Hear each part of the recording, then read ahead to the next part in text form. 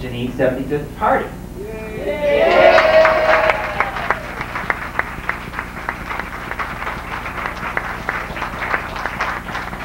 And it occurred to me that all of you know Genieve very well, but you may not know some of the other people in her family that are in attendance here, and so at this time I'd like to introduce them to you. Her eldest son, Ted, is here with his wife, Mary Ann, from Lake Placid, Florida.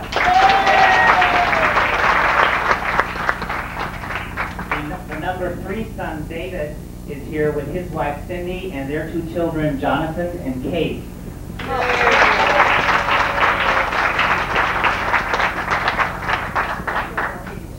And yours truly is number 2 son, Paul. It's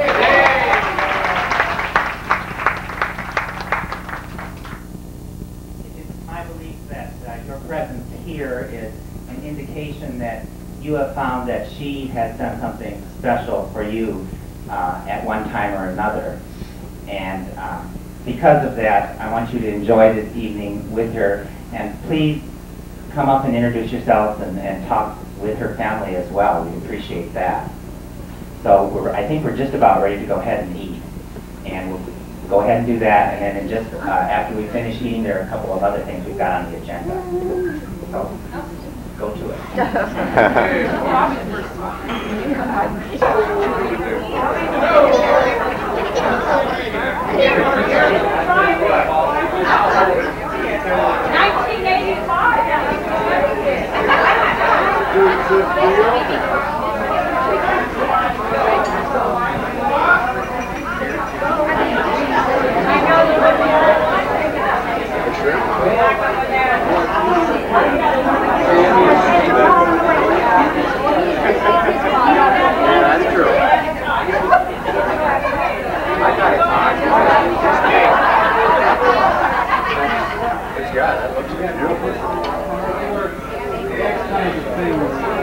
Yeah, lots of good things to say.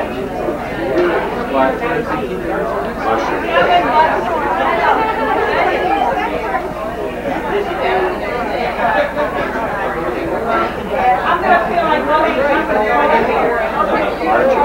how long I can stay.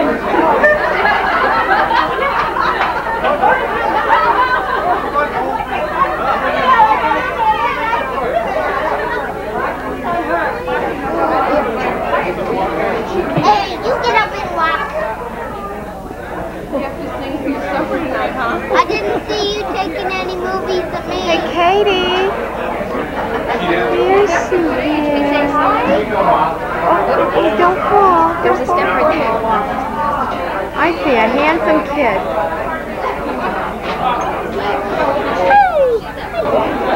This is the view from the window.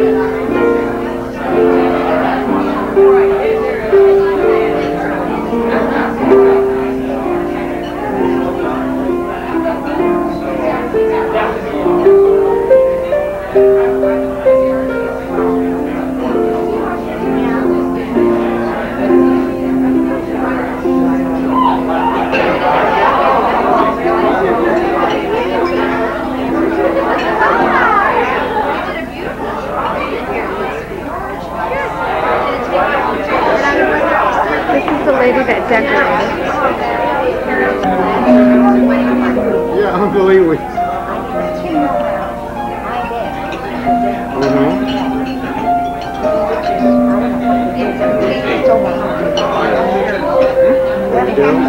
Well, we got a picture of grandmother.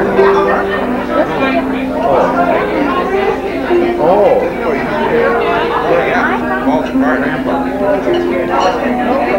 You like that? Go ahead and use the finger on the register.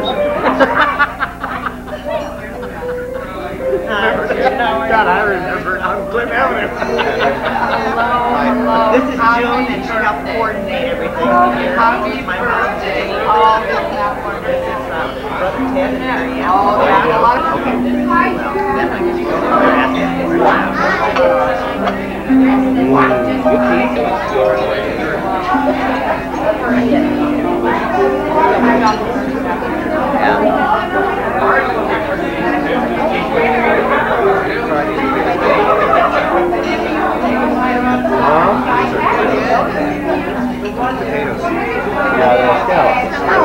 But there's some, what are they putting, what's that, whatever I hate.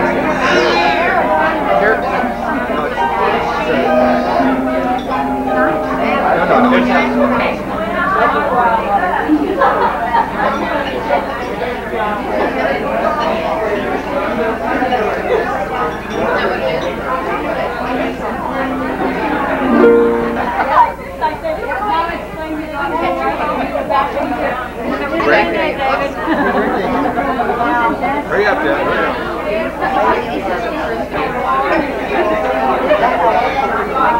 Oh, yeah. Well, we have one more, you know. What you got left today? We'll make a day of it.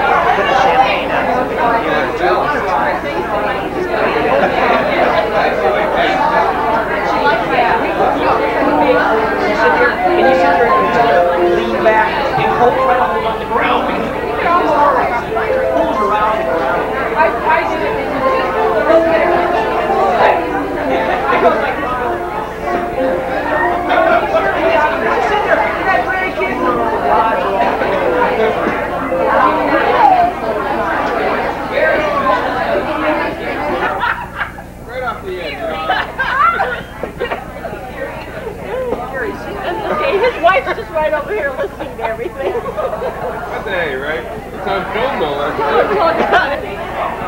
Another couple of things here before you leave us.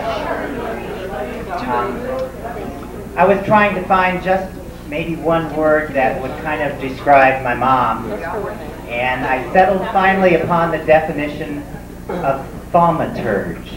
Has anyone ever heard of a thaumaturge before? Sounds really something, doesn't it?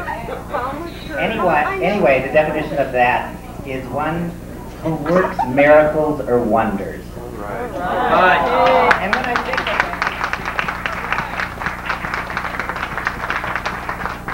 of the things that she's accomplished over her lifetime, she truly has worked several miracles. I suspect as children, we might have been somewhat intimidated by my mom's accomplishments that she did at such an early age, of which we never knew.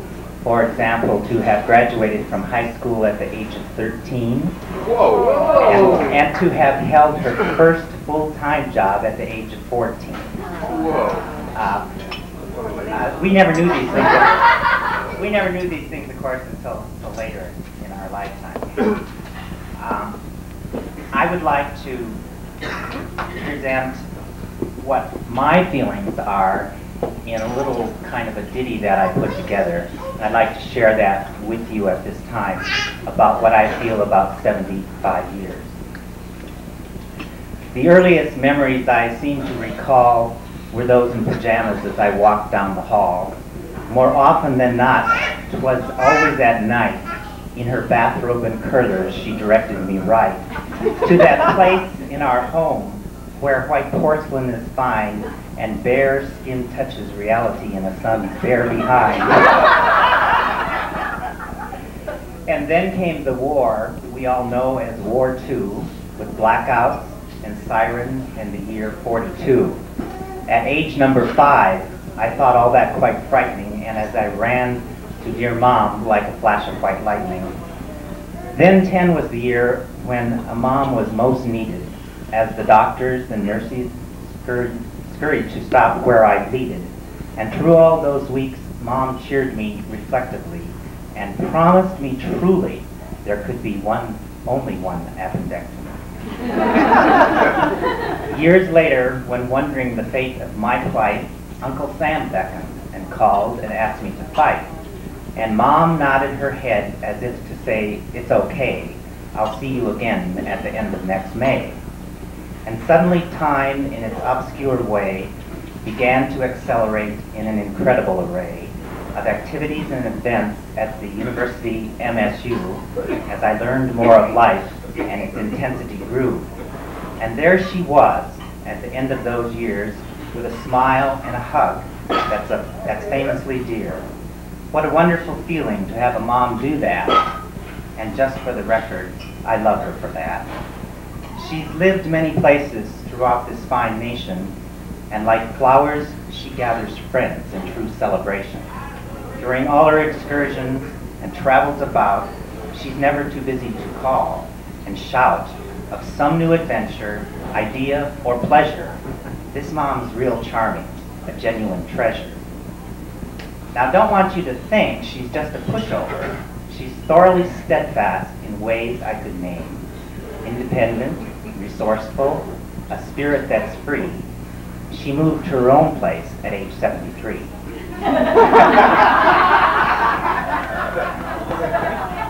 And now in these golden years, we hope she is blessed with a fondness in memories only she can assess. She can gather her children, and they number 4. She can gather her grandchildren, there are a few more. And beyond that, as she turns 75 new, there are even great-grandchildren. The number is 2. So here's to you, Mom, a toast to a grand lady. And God willing for all, we'll be back at age 80.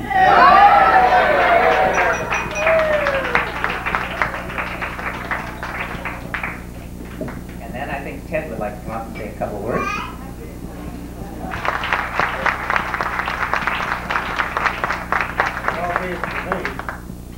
That's a pretty hard act to follow. And I don't have any notes.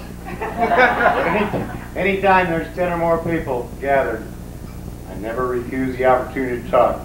And especially if they're mother's friends, relatives, and her boys. And I would like to propose a toast. A little over 52 years ago, there was a very smart young man married a very good-looking young woman. Now this young man we know as our father.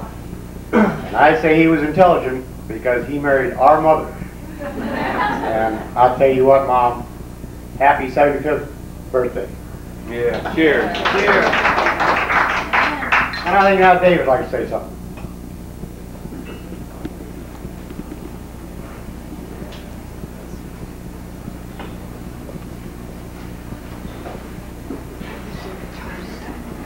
Well, ladies and gentlemen, this is the second time in my life that I've been in front of a group more than about 5 people and spoken anything intelligently. The first time, I believe, was in my junior year at Springfield High School, and I flunked the course, and speech class was the course. I just want to tell you that that all my life, as we grow from little kids into teenagers, we pose many, many problems for our parents. I think we all did that. And I posed a few extra special little problems. And I found myself a couple of years ago coming to my mother and saying, please forgive me. But I want you to know that because of her prayers and God's help, I turned out okay. And I love that lady. I love that lady like a rock. And I know that when she goes to bed, she prays for her children and her grandchildren every night. And all of you folks too. I think many of you can bear witness to that the lady is a blessing to all of us. So, thank you very much. God bless you. You're the best.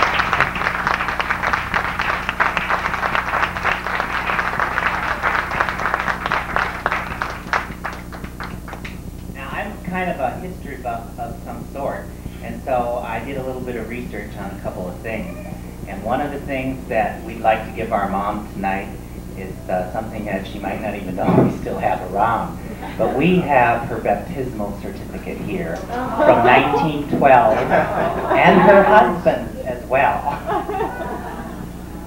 Would you like to come up here?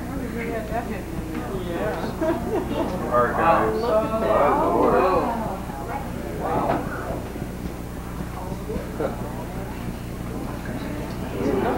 Beautiful they are.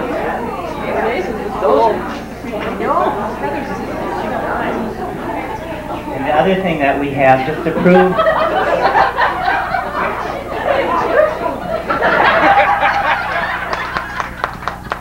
What happened? The other thing, just to prove to us that, in fact, she did graduate when she was 13, which was in 1926, her high school diploma.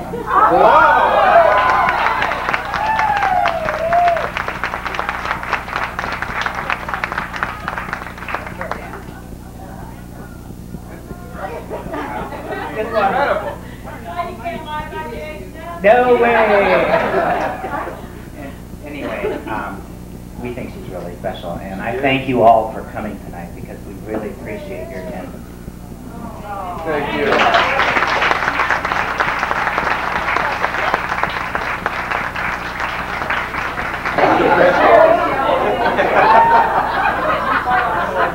You got it, Jonathan. You got it. That's correct. She made a sample tiny dress.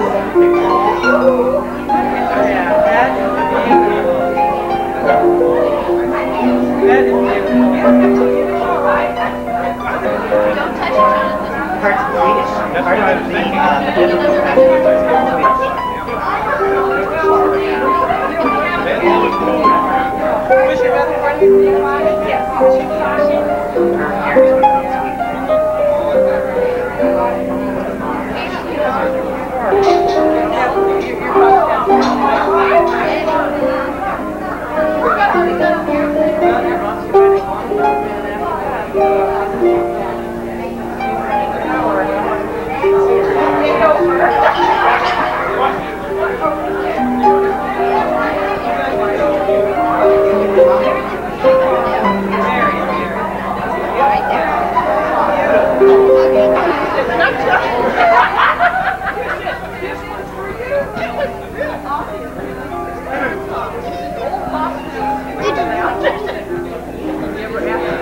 This is the noisy table. What do you mean? That's because you're at this table. Oh, no, I'm not. I'm working. No, you're working. I have nothing to do with this table. Get the neighborhood party animal here. That's right. This one over here. Neighborhood table? Yes. Yes.